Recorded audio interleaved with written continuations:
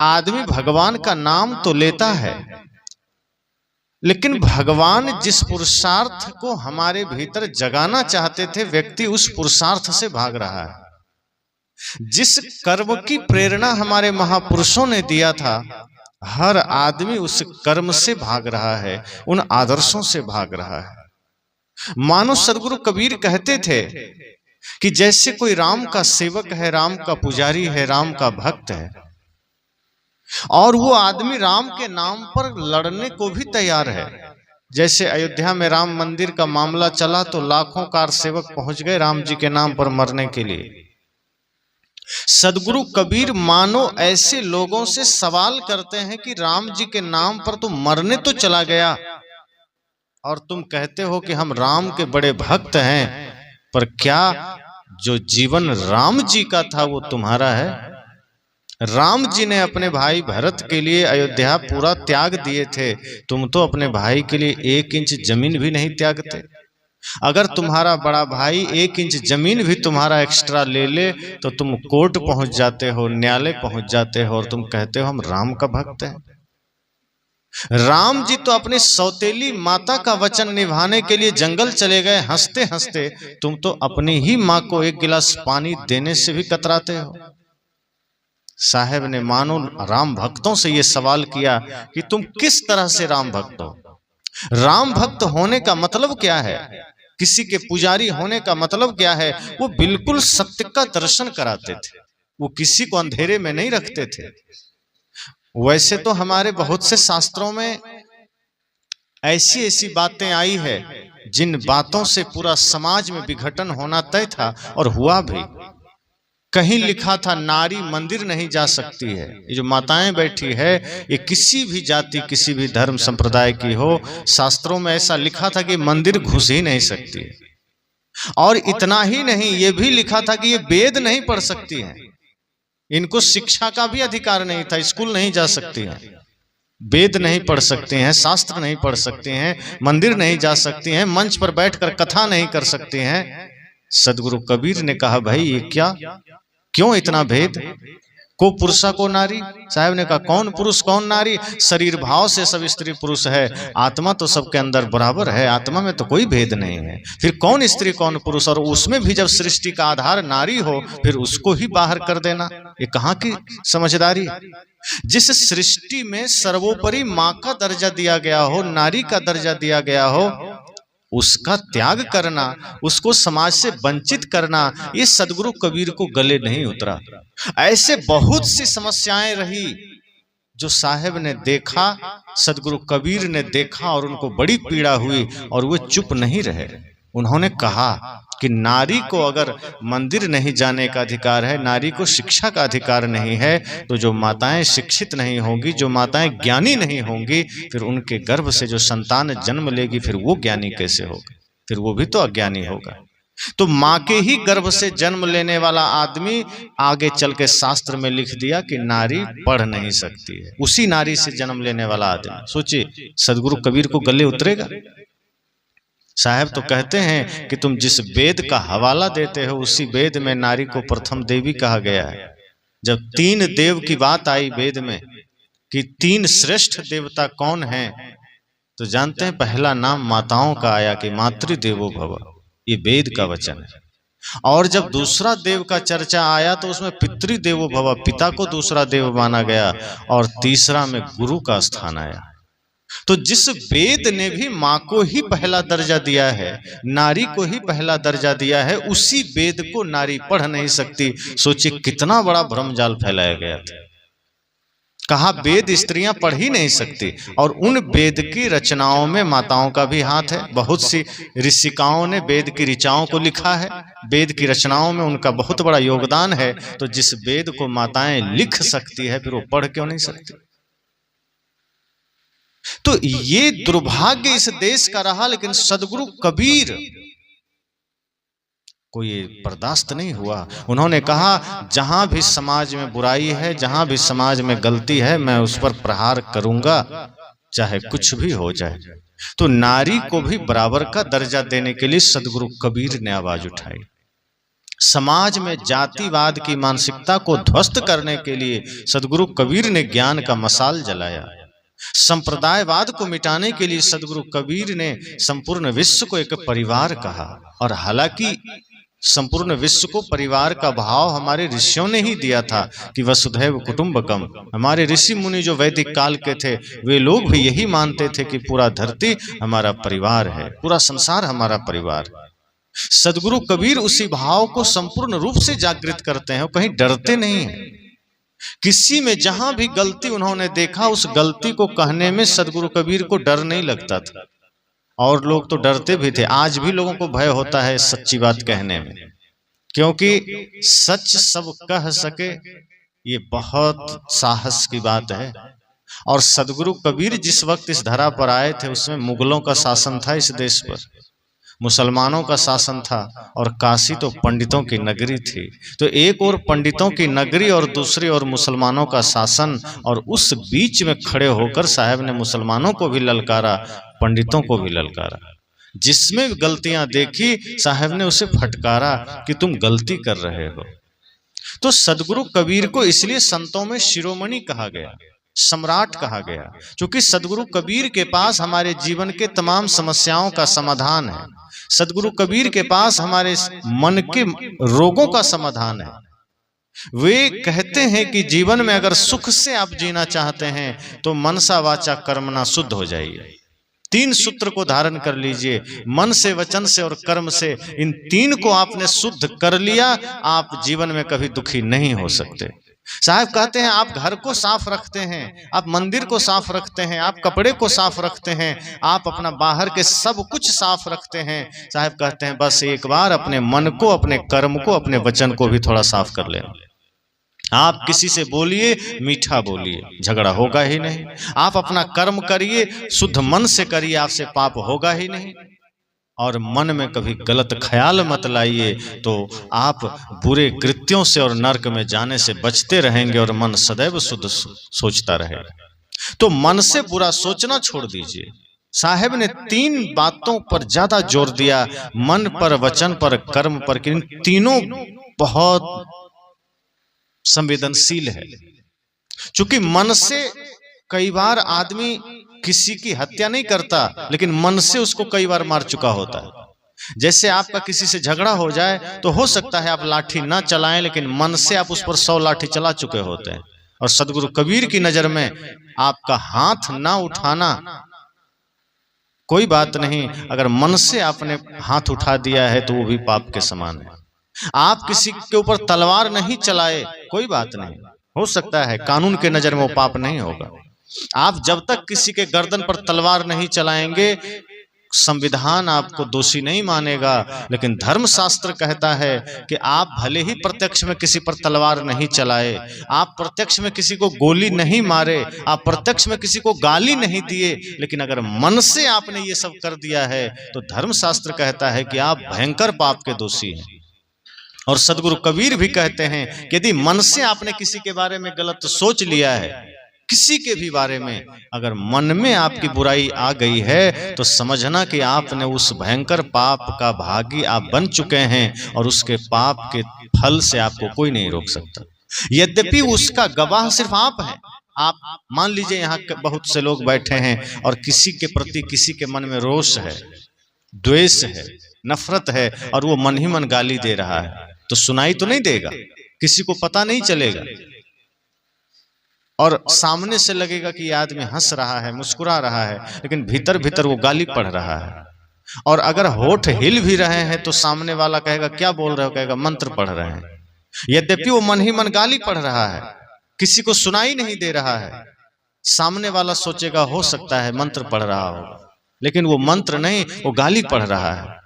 तो उसने दूसरे को बताया नहीं, दूसरा जाना नहीं, तो उसको लगेगा ये पाप थोड़े है, ये तो मेरे मन का रोष है जो मैं निकाल रहा हूं। लेकिन मन का रोष अगर आप गलत संकल्पों से, क्रोध से, गाली से निकाल रहे हैं, मन ही मन आप नफरत सोच रहे हैं, मन ही मन गलत सोच रहे हैं, तो सदगुरु कबीर कहते हैं कि ये भयंकर पाप है। इसलिए मन के पाप से बचिए, मन में गलत ख्याल मत लाइए, क्योंकि आप किसी के लिए मन से गलत सोचते हैं मतलब पाप कर बैठते हैं, और वचन से, चूंकि मन से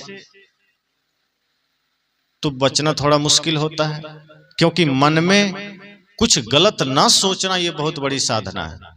बाहर से तो वचन से कोई भी रुक सकता है कि चलो सुना के हम गाली नहीं देंगे,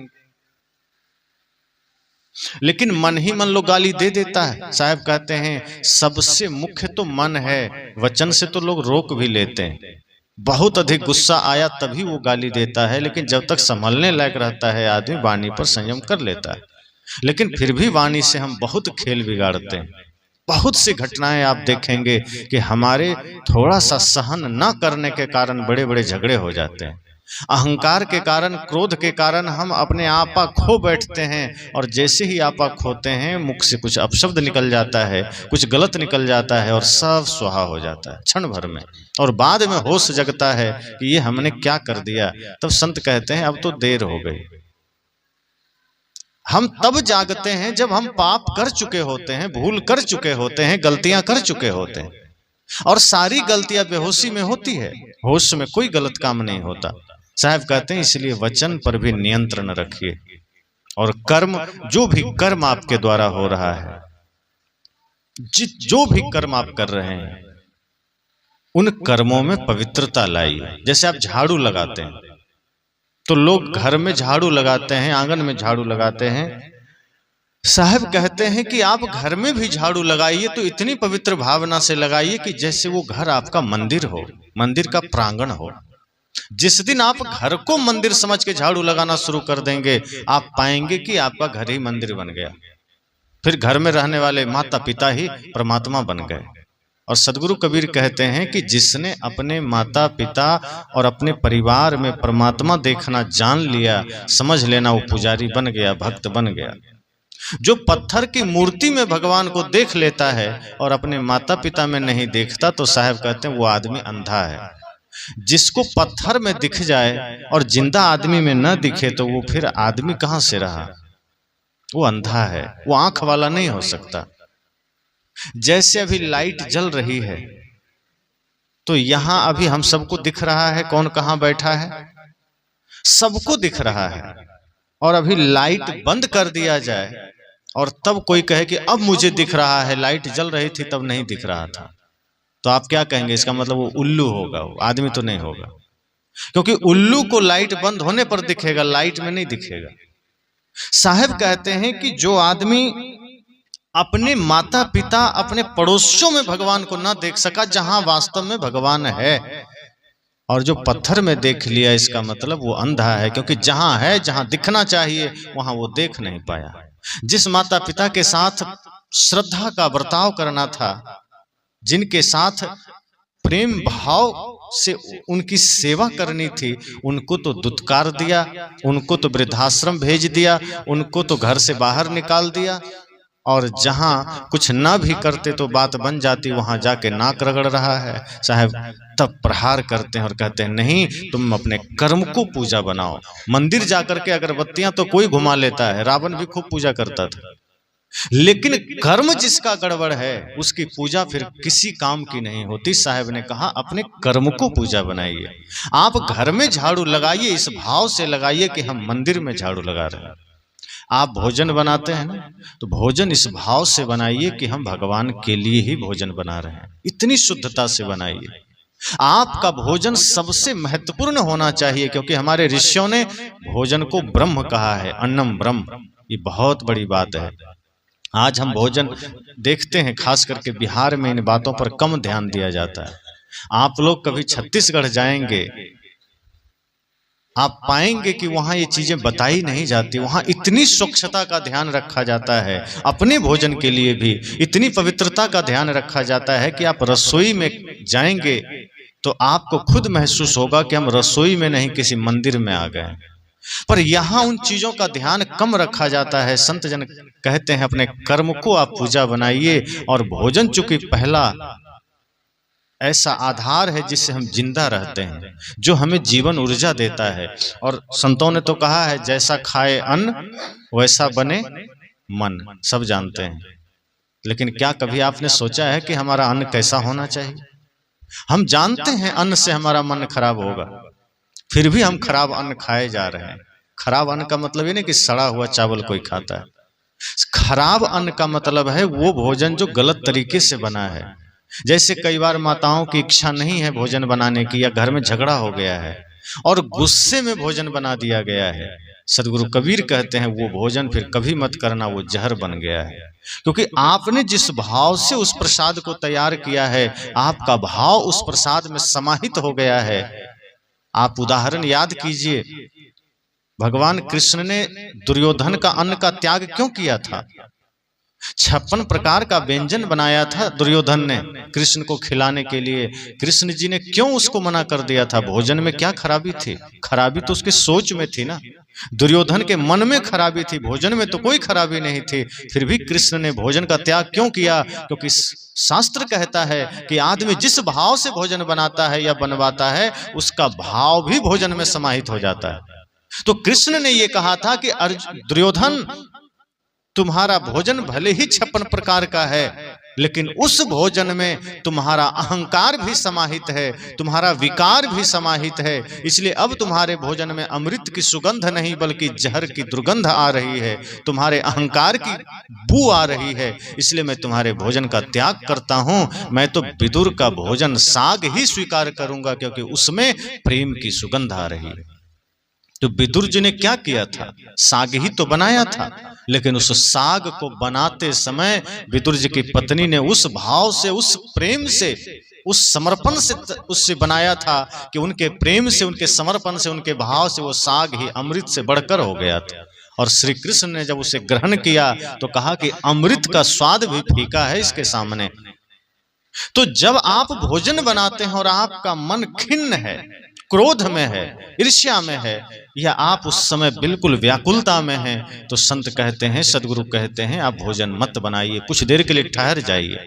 क्योंकि आपके द्वारा वो बना हुआ भोजन वो जहर होने जा रहा है, और जो जो उस भोजन को ग्रहण करेगा वो प्रभावित होगा, उसका मन मस्तिष्क बदलेगा, उसका विचार बदलेगा, और हम जैसा अन्न खाते हैं धीरे धीरे हमारा सोचने का ढंग वैसा ही हो जाता है। एक उदाहरण और आपने सुना होगा कि जब भीष्म पितामह बाणों की सैया पर लेटे हुए थे अर्जुन के द्वारा बाण मारने के बाद, तो द्रौपदी मिलने गई थी और कुछ ताना मारने भी गई थी। क्योंकि द्रौपदी का जब चीरहरण हुआ था तो भीष्म पितामह भी बैठे थे, लेकिन वो रक्षा नहीं किए थे, सामर्थ्यशाली होते हुए भी। तो द्रौपदी उस दिन गई और भीष्म पितामह को प्रणाम की। भीष्म पितामह ने कहा, सौभाग्यवती भव। द्रौपदी गुस्सा गई, उसने कहा कि आपके मुख से ये आशीर्वाद शोभा नहीं देता। उस दिन आपका ये आशीर्वाद कहाँ गया था जिस दिन भरी सभा में हमारा वस्त्र उतारा जा रहा था? आप भी बैठे थे, आप तो पितामह हैं, आप चाहते तो मेरी रक्षा कर सकते थे, लेकिन उस दिन आपका ये आशीर्वाद कहाँ गया था? उस दिन आपका ये धर्म कहाँ गया था? उस दिन आपका ये ज्ञान कहाँ गया था? जिस दिन हम अवला लाचार बन करके उस सभा में पुकार रहे थे, चारों ओर सबको देख रहे थे कि कोई तो मेरी रक्षा करे, और उस राजसभा में मुझ अवला नारी की इज्जत उतारी जा रही थी और सारे लोग सिर झुकाकर बैठे थे। भीष्म पितामह ने बहुत ही गहरी बात कही। उन्होंने हाथ जोड़ा, द्रौपदी से कहा, बेटी माफ करना। माफी ही मांग सकता हूं, लेकिन एक बात याद रखना कि जिस वक्त ये भूल हमसे हुई, जिस वक्त ये गलती हमने की, जरा याद करो वो माहौल क्या था, वो परिस्थितियां क्या थी। क्योंकि उस वक्त हम दुर्योधन के साथ थे और दुर्योधन के पाप की कमाई का अन्न खा रहे थे, इसलिए हमारा मन भी वैसा हो गया था। इसलिए हम तुम्हारी सुरक्षा नहीं कर पाए, हम तुम्हारी रक्षा नहीं कर पाए, क्योंकि हम दुर्योधन के पाप का अन्न खा रहे थे। इसलिए हमारे भीतर से भी धर्म शून्य हो गया था, धर्म खत्म हो गया था। हम तुम्हें बचा नहीं पाए, लेकिन आज जब अर्जुन के बाण हमारे शरीर में लगे हैं तो उस बाण से जो रक्त बहा है, जो खून नीचे गिरा है, वो सारे पाप की कमाई खून के साथ बाहर हो गई और अब मैं पुनः शुद्ध हो गया हूं, इसलिए मैं तुम्हें सौभाग्यवती भव का आशीर्वाद देने लायक हो गया। सोचिए कितनी बड़ी बात है। और ये सत्य है कि आप जैसा खाते हैं भोजन, वैसा आपका मन बनता है। इसलिए सदगुरु कबीर कहते हैं अपने कर्म को भी पवित्र करिए। जब आप भोजन बनाइए इतनी शुद्धता से बनाइए, वहां पर बाहर की शुद्धता तो चाहिए ही, मन की शुद्धता भी चाहिए। मन भी शुद्ध होना चाहिए। और जिन जिन चीजों के साथ आप वहां होते हैं, जैसे भोजन बनाने में बर्तन चाहिए, चूल्हा होना चाहिए, तवा है, कपड़े चाहिए, चिमटा चाहिए, वो सारी चीजें चाहिए। आपको उन चीजों को भी पवित्र रखना है, जैसे आप छठ पूजा में रखते हैं। ज्ञान की बातें बहुत सारी है, लेकिन ये जो बातें हैं समझना कि जैसे मंदिर में भगवान है, मंदिर में हमने किसी भी मूर्ति को स्थापित कर दिया और मंदिर के दरवाजे में पूरा शहर का कचरा लाके डाल दिया, तो वो मंदिर में कोई नहीं जाएगा। अगर हमने बहुत सारी ज्ञान की बातें की और हमने भोजन में, रसोई में शुद्धता का ध्यान न रखा, तो समझना सब बेकार है। इसलिए सदगुरु कबीर कहते हैं कर्म की शुद्धता का ध्यान रखना। आप जब भोजन बनाइए तो रसोई को मंदिर समझिए और भोजन करने वालों को परमात्मा समझिए और स्वयं को पुजारी या सेवक समझिए। उसके बाद आप भोजन बनाइए और शुद्धता का ध्यान रखिए, थोड़ी भी असावधानी मत करिए। इधर मैं देखता हूँ लोग भोजन जब बनाते हैं तो भोजन बनाने में जिन कपड़ों का प्रयोग करते हैं, वो किसी का अंडरवियर होता है, ब्लाउज होता है, गंजी होता है, बनियान होता है। ये कितनी दुर्भाग्य की बात है। आप उन कपड़ों को प्रयोग कर रहे हैं जो शरीर में प्रयोग हुआ है, वो कितना गंदा होता है। और भोजन बनाते समय आप उन चीजों का प्रयोग कर रहे हैं, ये बिल्कुल, अगर आप में से कोई करते हैं आज से उसको बंद कर दीजिएगा। बाजार से बढ़िया सूती मार्किन कपड़ा ले आइए या सूती का जो भी नया, और धो करके उसको 2-3 टुकड़ा करके रस्सी बांध दीजिए रसोई में कहीं और धो के सुखा दीजिए। उन्हीं कपड़ों से आप भोजन में थाल पकड़िए, हंडी पकड़िए, कढ़ाई पकड़िए, तवा पकड़िए, और जब भोजन बन जाए, भोजन सब कर लें, सारे बर्तन धुल जाएं, उन कपड़ों को भी पुनः पानी में बढ़िया से धो के पुनः सुखा दीजिए। ये शुद्धता का ध्यान रखिए। और माताएं, अंगूठी पहन के कभी भोजन मत बनाइए, क्योंकि अंगूठी पहनकर भोजन बनाना कभी भोजन शुद्ध हो ही नहीं सकता। नाखून कभी आपके बड़े नहीं होने चाहिए, नाखून छोटे रखिए जब जो भोजन बनाते हैं। अंगूठी खोल दीजिए, क्योंकि अंगूठी में कितनी भी सावधानी करेंगे वो गंदगी जमेगी ही जमेगी, और न जाने कितनी प्रकार की गंदगी जमेगी। और जब आप आटा भिंगाएंगे वो सारी गंदगी आटे में जाएगी और फिर आटे से वो पेट में जाएगी, फिर अशुद्ध हो जाएगा सब। इसलिए जब भोजन बनाइए इतनी शुद्धता का ध्यान रखिए कि वो अंगूठी मत पहनिए, कपड़े साफ रखिए, रसोई घर के पूरे क्षेत्र को बढ़िया से लीप दीजिए, या पक्का है तो पोंछ दीजिए कपड़े से। और कोशिश कीजिए कि जब आप भोजन बनाइए तो कपड़े को मत छूइए, बाल को मत छूइए, कुछ ऐसी चीजों को मत छूइए, और अगर कभी छूना पड़े तो पानी रखिए, तुरंत हाथ धो लीजिए। सदगुरु कबीर इतनी सावधानी की बात करते हैं कि जब आपका कर्म एक एक बिंदु पर पवित्र हो जाएगा तो आपका घर मंदिर क्यों नहीं बन जाएगा, फिर आपका जीवन ही देवालय क्यों नहीं बन जाएगा। तो सदगुरु कबीर तो हमें ही खुद देवालय बनाना चाहते हैं। वे तो कहते हैं कि बाहर के मंदिर में तो आप 24 घंटा में एक बार जाते हैं, बाकी तो 23 घंटा आपका जीवन कबाड़खाना बना है। साहब कहते हैं अपने देह को ही, अपने जीवन को ही मंदिर क्यों नहीं बना लेते। चलता फिरता मंदिर आप बन जाइए, आप देखिए जीवन में कितना आनंद घटित होगा। तो सदगुरु कबीर ने मन को पवित्र करने की बात कही, वचन को पवित्र करने की बात कही, और संपूर्ण कर्म को शुद्ध करने की बात कही। वे मनुष्य जीवन के एक एक पहलू को संवारना चाहते हैं, सुधारना चाहते हैं। जहां बाहर के संसार में आपको घर को सजाने की बात बताई जाएगी, शरीर को सजाने की बात बताई जाएगी, महंगे महंगे कपड़े, महंगे महंगे चप्पल, महंगे महंगे पर्दे कैसे आपको लेना है उसकी बात बताई जाएगी। टीवी में आप देखेंगे बाल कितना सुंदर रखें, गाल कितना सुंदर रखें, कपड़े कितना सुंदर रखें, इस पर बढ़िया से बताया जाएगा। सदगुरु कबीर कहते हैं मैं तुम्हारे कर्म को कितना सुंदर बना सकते हो इसकी बात करता हूँ। सदगुरु कबीर कहते हैं आप अपने मन को कैसे सुंदर बनाएंगे, मैं इसकी इसकी बात करता हूं क्योंकि बाहर की जो सुंदरता है वो हो सकता है 2 दिन में, 4 दिन में, साल, 2 साल, 5 साल में खत्म हो जाएगी। लेकिन जिस दिन आपने अपने मन को सुंदर बना लिया, अपने वचन को सुंदर बना लिया, अपने कर्म को सुंदर बना लिया, युगों युगों तक आपकी सुंदरता बनी रहेगी, वो कभी मिट नहीं सकती है। सदगुरु कबीर उस सुंदरता की बात करते हैं जो कभी मिटेगी नहीं। तो सदगुरु कबीर संपूर्ण मानव जीवन के संपूर्ण समस्याओं का समाधान लेकर आते हैं। जैसे कुछ डॉक्टर आप देखेंगे शहर में होते हैं, हड्डी रोग विशेषज्ञ होते हैं, कुछ गला रोग विशेषज्ञ होते हैं, कुछ कान, कुछ दांत, कुछ आंख, लेकिन कुछ डॉक्टर होते हैं सर्जन जो सब कुछ संपूर्ण इलाज करते हैं। सदगुरु कबीर वही डॉक्टर हैं जो ब्रह्मांड के हर समस्या का इलाज करते और पक्का इलाज करते हैं। वो किसी भी इलाज में पीछे नहीं हटते और जहां उनको लगता है कि नहीं अब इस ऑपरेशन करके इस मांस को काट के हटाना पड़ेगा तभी यह रोगी बचेगा, तो ऑपरेशन भी करते हैं। वो लिपापोती नहीं करते, वो पट्टी नहीं मार के छोड़ देते हैं, वो कैंची डालते हैं, घाव को निकाल देते हैं। तो जहां कचरा आ गया है जिस समाज में, जिस संप्रदाय में, जिस मत मजहब में, जिस व्यक्ति के जीवन में, वहां सदगुरु कबीर हथौड़ा चला करके, कैंची चला करके संपूर्ण समस्या को ही बाहर निकाल देते हैं। वो लिपापोती नहीं करते, वो डरते नहीं हैं।